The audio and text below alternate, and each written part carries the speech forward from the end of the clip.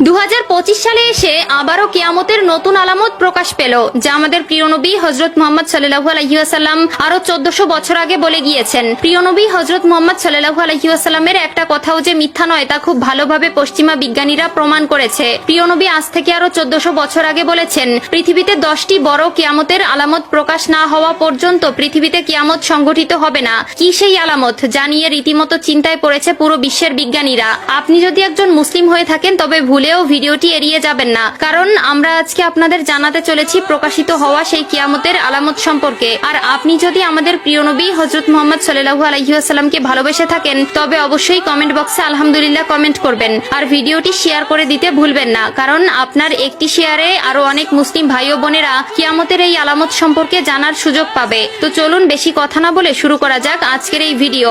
হাদিসে বর্ণিত আছে, কিয়ামত সংঘটিত হওয়ার পূর্বে পুরো পৃথিবী থেকে পবিত্র আল কোরআন